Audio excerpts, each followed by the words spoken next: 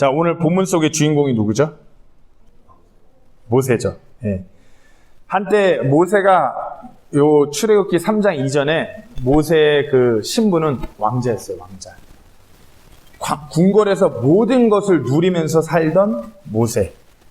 그런데 이제 이 출애굽기 2장에서 모세가 그 이제 자기 형제 이스라엘 사람들이 이렇게 이집트 사람들한테 당하는 걸 보고서 그 사람을 이렇게 눈치 싹 보다가 그 이집트 사람을 죽이게 되므로 그때부터 이제 왕자의 신분에서 도망자의 신분으로 쫓기게 되면서 이제 이런 미디안에 이렇게 와서 이렇게 결혼을 하게 되고 미디안에서 정착을 하게 됐어요.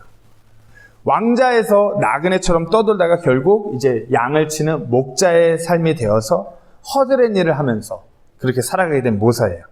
어찌 보면은 그 휘황찬란했던 엄청난 삶에서 그저 그런 이제 허드렛 일을 하면서 양들을 치면서 바깥에서 먹고 자고 그냥 목숨을 부지한 것에 대해서 만족해하며 살아가는 모세의 모습이 지금 현 시점이에요. 지금 이제 이 목자의 모세는 무슨 자기가 내 불쌍한 백성들 내가 구출해내야지 뭐 어떤 그런 대단한 목적이나 소명을 가진 것이 아니라 그냥 양들 이끌면서 허드렛 일 하면서 하루하루 살아가는 그 인생이 지금 모세예요.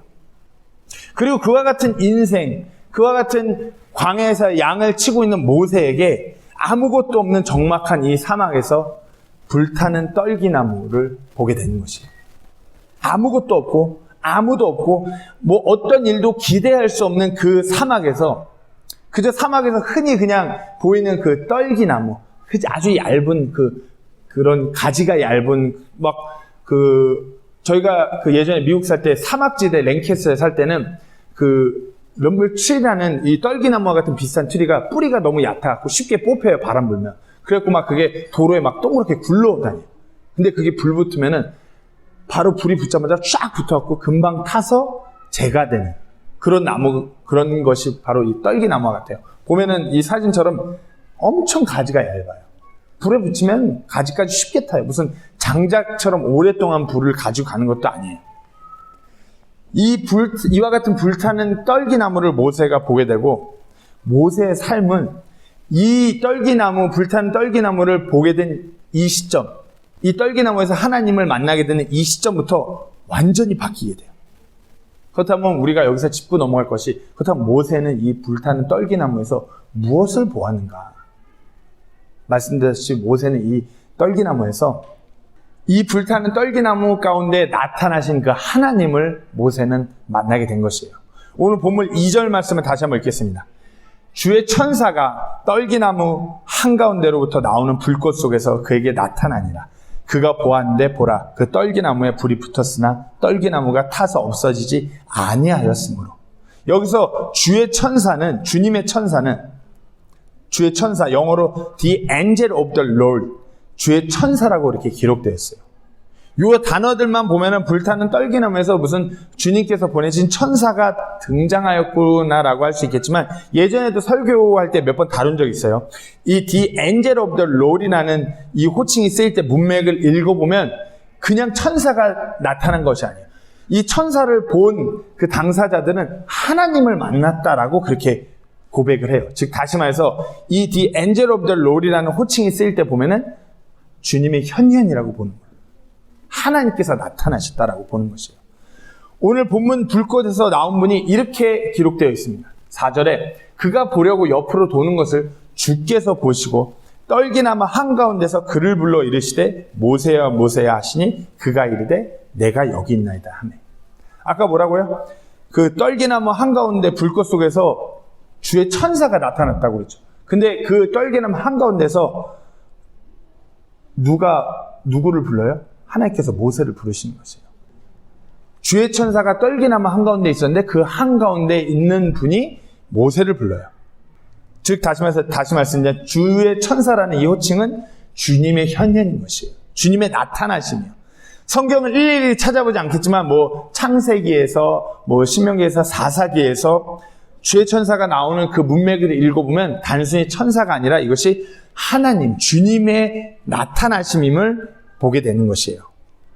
여기서 보면은 이제 모세가 이 주의 천사를 만나고 이제 모세의 고백이 또 이래요. 6절에 또 이르시되 나는 네 아버지의 하나님 곧 아브라함의 하나님 이삭의 하나님 야곱의 하나님이니라 하시니 모세가 하나님 뵙기를 두려워하였으므로 자기 얼굴을 숨기니라.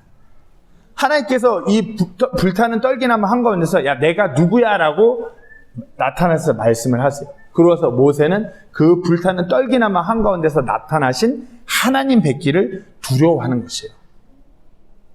즉 다시 말해서 모세는 지금 이 사막, 아무도 없고 아무것도 기대할 수 없고 아무 일도 할 수 없는 이곳에서 주님을 만난 것이에요. 하나님을 만난 것이에요.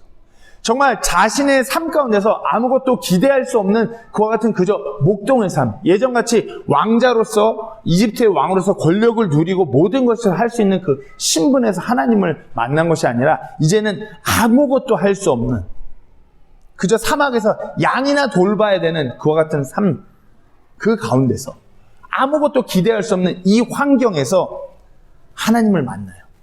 그리고 그 하나님과의 만남이 모세의 삶을 180도 바꾸게 된 것이에요. 아무것도 없고 아무것도 기대할 수 없는, 아무 도움도 구할 수 없는 그 환경, 그 상황, 그 자리에서, 그 인생 가운데서 모세가 하나님을 만남으로 인해서 모든 것이 바뀌게 되는 것이에요. 그 인생이 그 시점부터 바뀌게 되는 것이에요. 그렇다면 우리의 인생은 어떻습니까? 우리는 지금 어떤 인생을 살아가고 계시나요? 매일의 삶 가운데서 어떤 목적을 위해서 어떤 내가 소망하는 바를 막 다 이기고 다 이루면서 그렇게 막 모든 것을 만족해하고 모든 것을 내가 하나님의 일을 막 이뤄가면서 그렇게 살아가신다고 생각되시나요? 아니면 그냥 내 삶을 살아가는데 뭔가 대단한 목적도 없는 것 같고 뭔가 소망도 없는 것 같고 그저 그냥 하루하루 돈이나 좀 더 버는 인생, 사업을 좀 더 잘 이끄는 인생, 그냥 어찌 보면 내 삶 가운데 사람들에게 어떤 유명세를 떨치는 인생. 근데 생각해보면 그도 잘 안 되고 그냥 하루하루 태어났으니까 살아가는 인생. 그러다가 이제 나 이제 얼마 안 있으면 내 삶 얼마 안 남았구나, 죽겠구나, 이런 인생 살아가고 계시지 않나요? 뭔가 척박하고 메마르고 아무것도 없는, 뭔가 이제 더 이상 내 삶 가운데 대단한 기대를 할 수 없는 그런 사막가도 같은 인생을 살아가고 가지는 않나요? 그렇잖아요. 우리가 20대에 이러면은 정우 같은 10대에 막 티네이저 후반 때면 뭔가 삶에서 내가 뭔가 대단한 걸 이뤄야지, 해야지 하는 그런 기대라도 있어요. 근데 이제 자녀를 양육하고 나이가 이제 어느 정도 들어서 가면 갈수록 이제 내 삶 가운데 뭔가 기대할 것이 없는 것 같아요. 우리가 그와 같은 때에 모세와 같이 하나님을 만나야 되는 것이에요. 지금 모세가 그래요. 이제 모세가 그런 광야에서 나그네 삶 가운데서 목자로서 이제 결혼도 하고 자녀도 생기기 시작했어요. 이제 더 이상 모세는 이제 늙어가는 내리막이에요. 기대할 것이 없어요. 자기 이제 젊은 혈기도 없는 그와 같은 때에 하나님 만남으로 인해서 삶이 완전히 변하는 것이에요. 그가 만난 이 하나님은 진정 하나님이에요. 아무것도 없는 곳에서 불로서 나타나시고 불로 없어져야 하는 것을, 소멸돼야 하는 그 마땅한 것을 불로서 확 나타나셨는데 그것이 소멸되지 않는, 즉 모든 창조물을 주관하시는 분이 이 하나님이시라는 모습으로 나타나셨어요. 모세는 그 위대한 분을 만난 것이에요. 그리고 그 하나님께서 모세를 붙드시고 모세 가운데 일하시겠다 하신 것이에요. 인생 가운데서 아무런 소망도 목적도 없는 그에게 그 사막에서 아무것도 없는 그곳에서 하나님께서 너를 사용하시겠다 말씀하신 것이에요. 성경 기록을 살펴보면은 하나님께서 직접 친히 만나주시는 그와 같은 모든 사람들이 마치 이와 같아요. 어떤 삶에 문제가 있거나 기대할 것이 없거나 더 이상 어떤 절망 가운데 있는 자에게 하나님께서 나타나셔서 그를 만나세요. 그리고 그렇게 하나님을 만난 자들의 삶이 180도 바뀌는 것을 보게 돼요. 그들의 인생이 하나님을 만남으로 바뀌는 것이에요. 우리 또한 우리가 주님을 인격적으로 만나고 구원받음으로써 우리의 삶이 궁극적으로 180도 바뀌어요. 이것은 우리의 신분이 바뀌는 것이에요. 마귀의 자식에서 하나님의 자녀로서, 그리고 매일매일 살아가는 우리의 삶에서 우리가 하나님을 매일같이 만나면서 그분의 임재를 경험하면서 살아갈 때 우리의 삶이 바뀌는 것이에요. 우리의 인생의 어떤 삶의 문제, 삶의 방향, 삶에서 내가 이루고자 하는 모든 것들이 우리가 매일같이 하나님을 만나고 하나님을 바라볼 때 삶의 방향이 틀어지고 삶의 모든 놀라운 변화를 가지게 되는 것이에요. 시편 62편 1절에서 2절에 이렇게 말씀하십니다. 예. 진실로 내 혼이 하나님을 기다리나니 나의 구원이 그분에게서 나오는도다. 오직 그분만이 나의 반석이시오, 나의 구원이시오, 나의 방벽이시니 내가 크게 흔들리지 아니하리로다. 우리가 매일의 우리의 삶 가운데서 정말 메말라가는 우리의 인생 가운데서 우리의 반석 되시는, 우리의 구원 되시는, 우리의 방벽 되시는 그분을 만날 때 우리가 흔들리지 아니하고 그리 나아가는 줄로 믿으시기 바랍니다. 자, 모세는 첫 번째로 뭐라고요? 나타나신 하나님을 이 불타는 떨기나무 가운데서 만났어요. 그리고 돌보시는 하나님을 모세는 만나게 된 것이에요. 본문 2절을 다시 한번 읽겠습니다. 주의 천사가 떨기나무 한가운데로부터 나오는 불꽃 속에서 그에게 나타나니라. 그가 보았는데 그 떨기나무에 불이 붙었으나 떨기나무가 타서 없어지지 아니하였으므로. 3절에 모세가 이르되 이제 내가 옆으로 돌아서 어찌하여 떨기나무가 타지 아니하는지 이 큰 광경을 보리라 하였더라. 떨기나무 말씀드렸지만 이 사진을 보아서 메마른 가지가 아주 얇게, 아주 잘 타게, 아주 작은 그와 같은 나무예요. 사막에서 이와 같은 나무는 사막이 건조하기 때문에 불이 붙으면은 바로 활활 타서 금세 재만 남게 되는 것이에요. 무슨 웅장한 숲에 큰 나무에 불이 붙어서 밤새도록 타는 그런 나무가 아니에요. 금방 불이 붙었다가 금방 사라지는 아주 짧고 얇은 나무예요. 그런데 이것이 금방 불에 타서 금방 타서 사라져야 하는 이 떨기나무에 불이 붙었는데 떨기나무가 사라지지 않고 떨기나무는 버젓이 있는 상태에서 불만 활활 타오르는 것이에요. 떨기나무가 불길 가운데서 소멸되지 않는 것이에요. 여기가 이 떨기나무가 그 소멸되지 아니하였다라고 할 때 단어가 consume이라는 영어 단어가 쓰였어요. consume이라는 영어 단어. The bush was not consumed. 이 consume이라는 영어 단어의 뜻은 우리가 뭐 이렇게 소비되다, 사라지다. 근데 이게 단어의 뜻을 정확히 보면은 이런 뜻도 있어요. 뭔가에 장악되는 것, 사로잡히는 것이라는 뜻도 consume이 있어요. 즉 다시 말해서 이 consume이라는 영어 단어, 지금 여기서 the bush was not consumed 할 때 이 불에게 장악되지 않았다는 거예요. 이 불에게 사로잡히지 않았다라고 그렇게 보셔야 돼요. 왜? 불에게 사로잡히면은 이 나무는 바로 사라지기 때문에. 우리가 여기서 이 모세가 이 불타는 떨기나무에서 바라보는 것은 다름 아닌 어떤 상징적인 이스라엘의 모습을 바라볼 수도 있는 것이에요. 이 떨기나무가, 이 불타는 떨기나무에서 사라지지 않는 떨기나무가 이스라엘의 예표인 것이에요. 하나님께서 돌보시는 백성 이스라엘의 모습이 이와 같아요. 불이 나면은 금방 타버리고 사라져야 되는데 절대로 사라지지, 절대로 소멸지지 않는 이 백성이 바로 이스라엘 백성. 그래서 말라기 3장 6절 말씀에서는 이스라엘 백성에 대해서 이렇게 말합니다. 나는 주라 변치 아니하니 그러므로 너희 야곱의 아들들이 소멸되지 아니했다. 뭐라고요? Ye sons of Jacob are not consumed. 이스라엘이 소멸되지 않는다. 이 떨기나무와 같이 소멸되지 않는다. 야곱의 아들들이 소멸되는 것 같이 소멸되지 않는다라고 그렇게 말하는 것이에요. 모세는 이 떨기나무에서 소멸되지 않는 그 백성을 보았어요. 그리고 하나님께서 이 더한 상황에 이 백성들을 끌고 가서 놓으시겠다는 말씀을 듣게 돼요. 8절에 내가 그들을 이집트 사람의 손에서 구출하고, 이집트 사람의 노예의 속박으로 있는 것도 지금 소멸되지 않는 것도 대단한데 무슨 그들의 손에서부터 데리고 나오겠대요. 즉 죽음의 위협을 한 번 더 거치게 하시겠대요. 그러고서 어떻게 해요? 그들을 그 땅에서 빼내어 좋고 광대한 땅, 좋고 광대한 땅. 그렇죠. 여기만 보면 좋죠. 근데 그 뒤에 젖과 꿀이 흐르는 땅, 그 곧 가나안 족속과 헷 족속과 아모리 족속과 브리스 족속과 휴이 족속과 여부스 족속의 처소로 데리고 올라가기 위해 내려왔느라. 이스라엘 백성의 지금 현 주소는 이집트의 노예로 있는 상황이에요. 이들에게는 어떤 무기 하나도 없어요. 도끼 하나, 칼 한 자루도 없는 이 백성을 그 강대국 이집트에서 구출해 내갖고 데리고 가는 곳이 어디냐?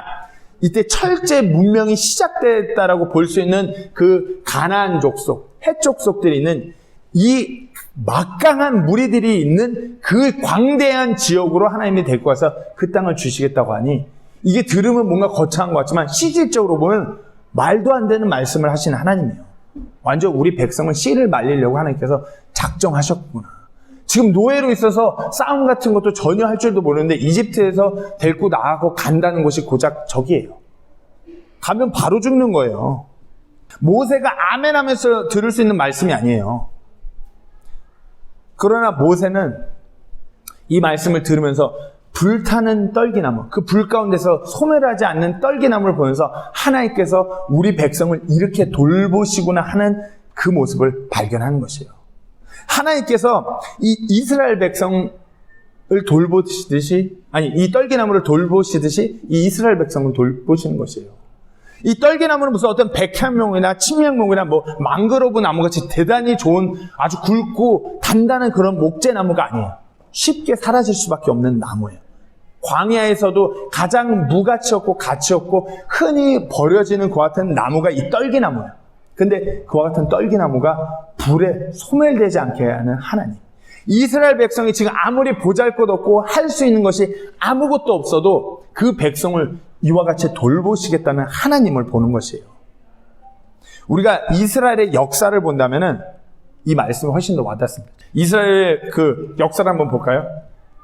BC 2000년경 요때로 가요. 이스라엘의 조상이죠. 아브라함이 가나안에 정착했다가 이집트 나일강 하류로 이주해요. 이때 완전 나그네 인생이었어요. 이스라엘의 시작이. 그리고 BC 1300년경 모세에 의해서 이집트 탈출. 우리 본문 바로 다음 상황이죠. 이집트의 노예로 그 400여 년인데 정작 노예로 핍박받던 완전 극심한 아주 그냥 씨를 말릴 듯한 핍박을 받았던 거는 그 노예, 그 이집트의 속박으로 해서 400몇 년 가운데서 200년 정도로 봐요. 200년. 우리는 30몇 년도 아주 일을 가는데 200몇 년을 이집트의 노예로 아주 그냥 씨가 말릴 듯한 고통 가운데 있었어요. 그러다가 1300년경에 모세를 통해서 이집트에서 나와요. 그러고서 이제 어디로 가죠? 가나안 땅. 아까 하나님께서 8절에 말씀하신 이 가나안 땅에 가요.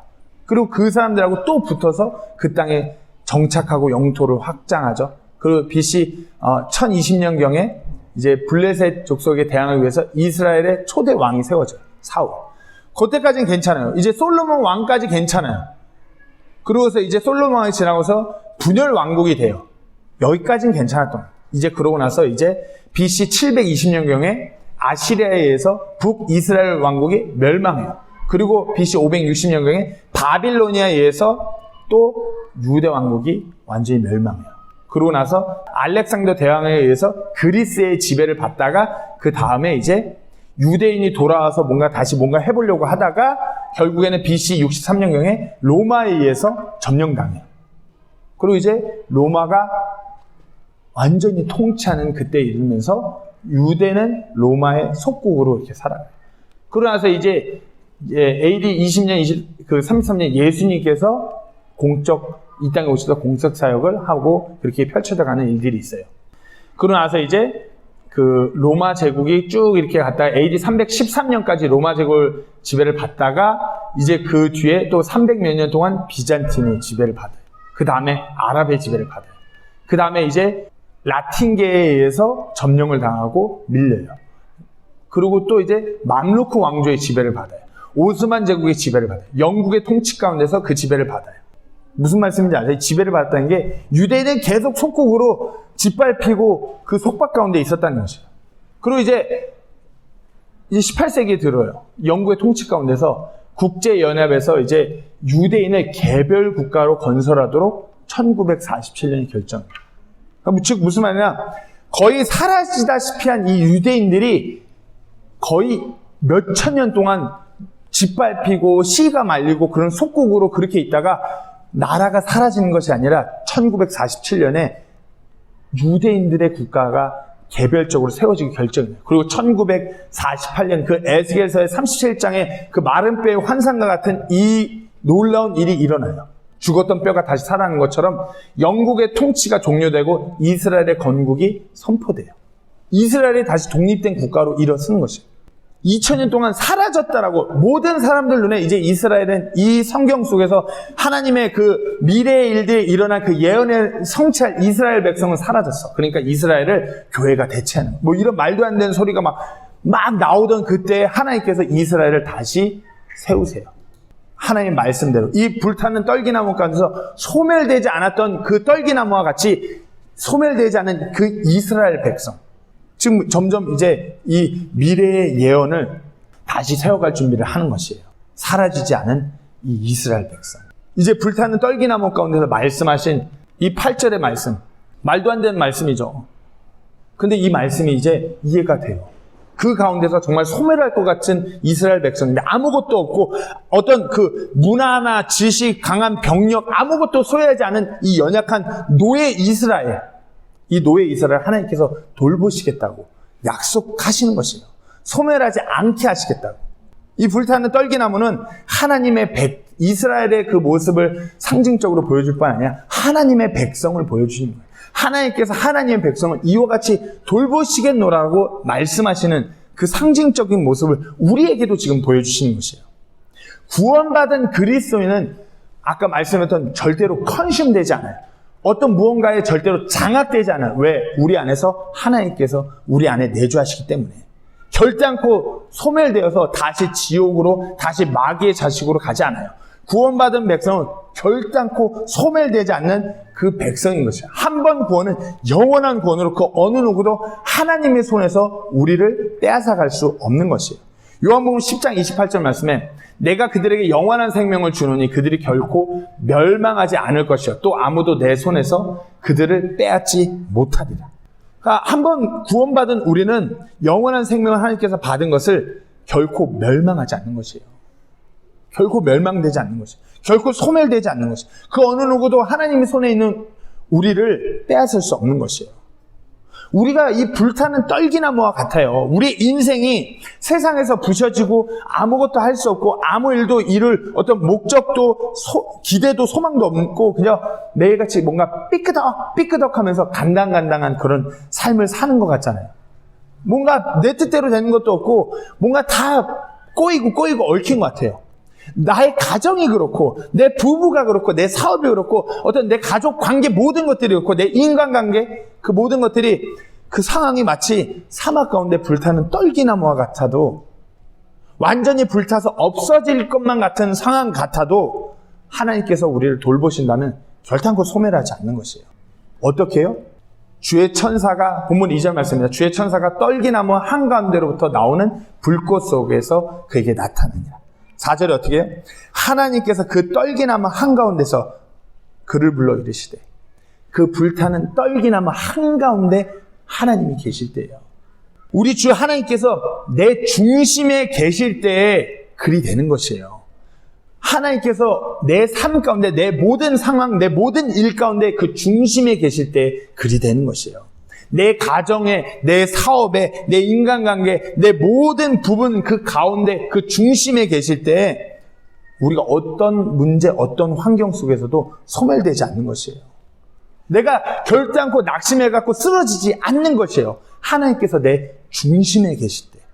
미국 시카고에서 거주하였던 한 신실한 형제 이야기입니다.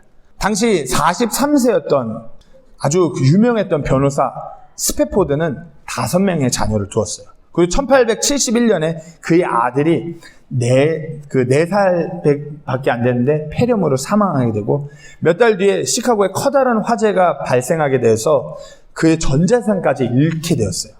그리고 그 후 2년 뒤에 1873년에 병약한 아내와 남은 4딸과 함께 이제 우리가 너무 힘드니까 그래도 유럽 여행 한번 하자. 그러고서 다시 으쌰으쌰해서 다시 한번 일어나 보자 하면서 프랑스 호화 여객선인 빌르 드 아르브라는 호에 승선하는 과정에서 스패포드는 불타버린 그 어떤 교회, 어떤 루디 교회의 재건 때문에 급한 일이 생겨서 가족들만 먼저 유렙영을 보내고서 내가 이제 곧 따라갈 테니까 먼저 가 있어. 이런 상황이 되었어요.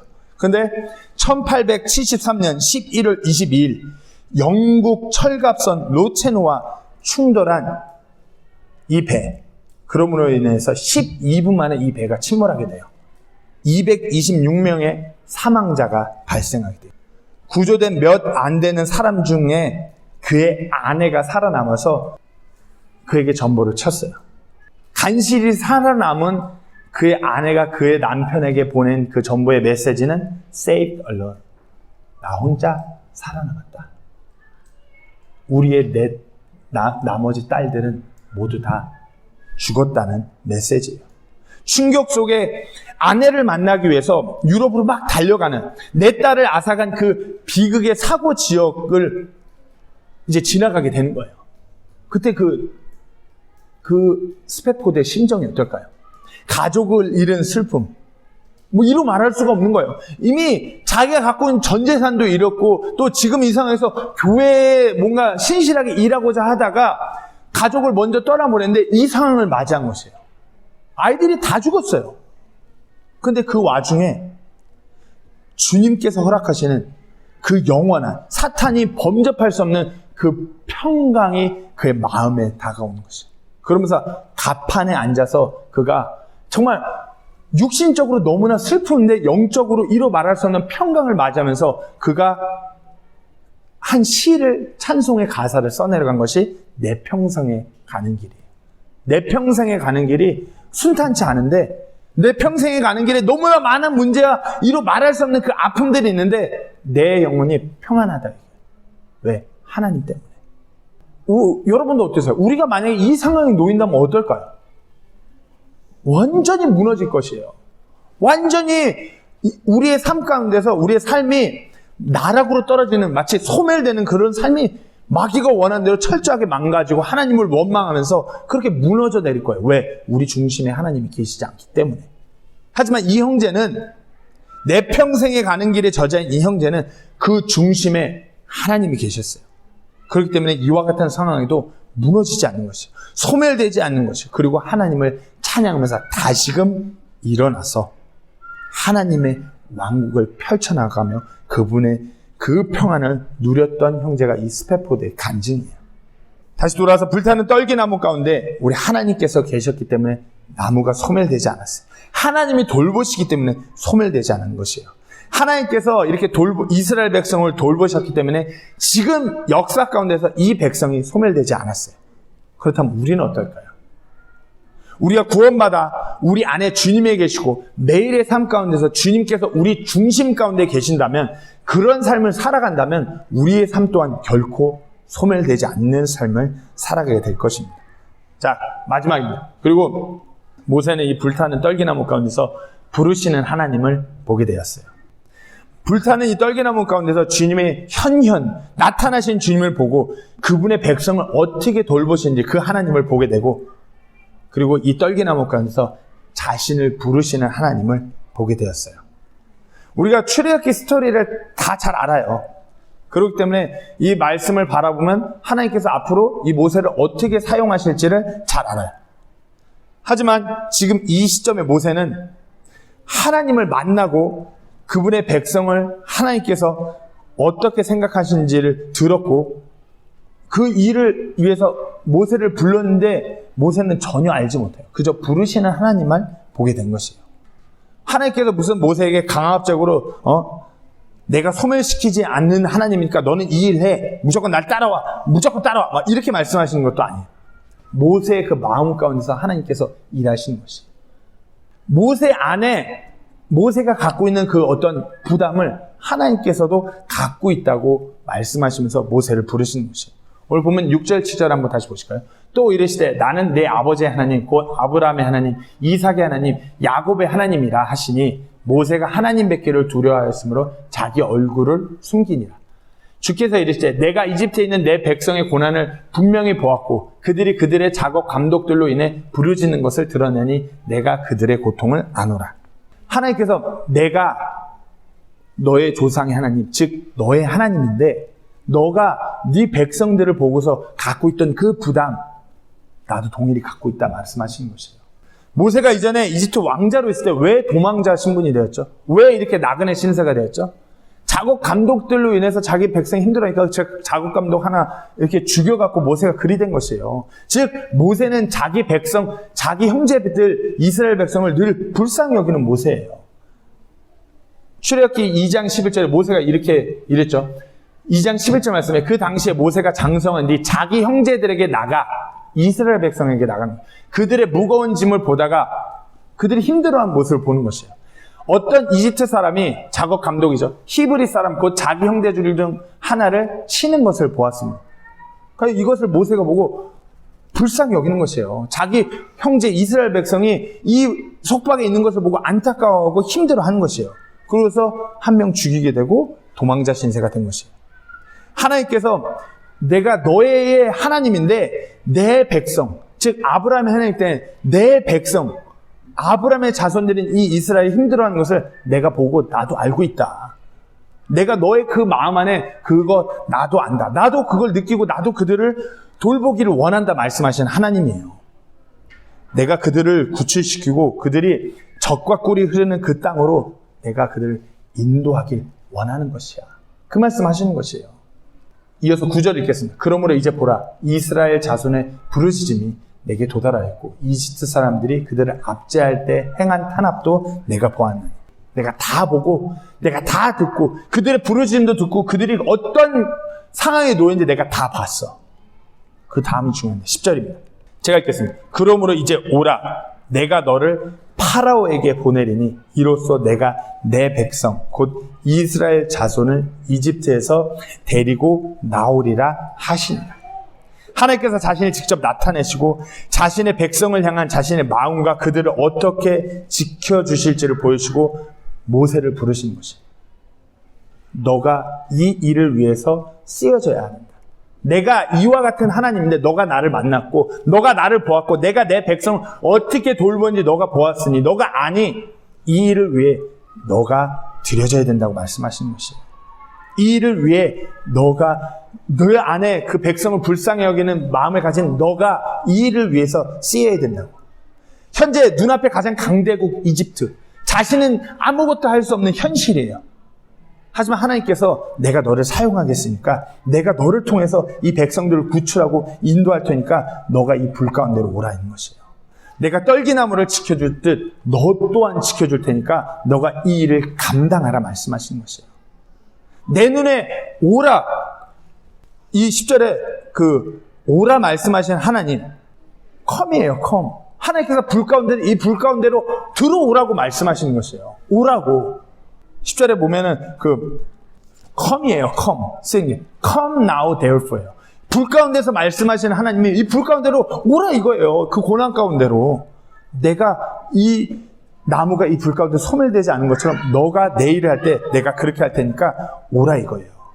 인간적으로 들었을 때는 난 완전 이거 딱 죽을 각인데 내가 소멸될 각인데 근데 모세는 불타는 떨기나무 그 불 가운데 나타나셔서 말씀하신 그 하나님을 기억하고 하나님의 능력으로 소멸되지 않은 이 떨기나무를 기억하면서 하나님께서 오라 하시는 그곳으로 나아간 것이에요. 우리의 삶을 바라볼 때 어떤가요? 어떤 소망이 있나요? 무슨 내가 대단한 하나님의 일을 이뤄가겠다는 소망이나 목적이나 뭐 대단한 거 가지신 분 계신가요? 아니면 내 환경에 뭐 대단한 환경 갖고 여기 뭐 필리핀 뭐 왕족 뭐 그런 거 계신가요? 대한민국 조선 왕족의 피를 이어받은 분 계신가요? 그저 타국에서 뭔가 이리 치이고 저리 쳐이고 내가 뭔가 대단한 것을 소유하지 않음으로 인해서 낙심하고 계시지 않은가요? 우리가 이와 같은 상황에 있을 때 하나님께서 마치 우리가 메마른 떨기나무와 같은 사막 가운데 있는 것 같은 삶일지라도 하나님께서 지금 우리 앞에 나타나셔서 자신을 나타내시면서 우리를 부르시는 것이에요. 하나님께서 하나님 자신을 우리에게 확실하게 보여주시고 그와 같은 우리를 사용하시고자 우리를 부르시는 것이에요. 우리는 그저 하나님께서 아무것도 없고 아무 소망도 없는 나라도 하나님께서 부르신다면 어떻게 해요? 모세같이 내가 여기 있습니다. 나를 사용하여 달라는 겸손히 자신을 낮추는 고백, 그 순종, 그거 하나만이 필요한 것이에요. 한번 삶을 돌이켜보세요. 뭐 대단한 것이 없어요. 대단한 것을 이루고자 하는 소망조차 없어요. 그냥 하루하루 살아가는 메말라버린 사막과도 같은 나의 인생. 하지만 하나님께서 그 인생 모세와 같이 사용하시겠다고. 모세와 같이 결단코 소멸되지 않고 내가 들었을 테니까 나에게 오라고 말씀하시는 것이에요. 우리가 모세와 같은 고백이 필요한 시점입니다. 우리 이사야서 6장 8절 말씀 한번 다 같이 읽고 말씀 마치도록 하겠습니다. 이사야서 6장 8절 말씀입니다. 다 같이 읽겠습니다. 시작.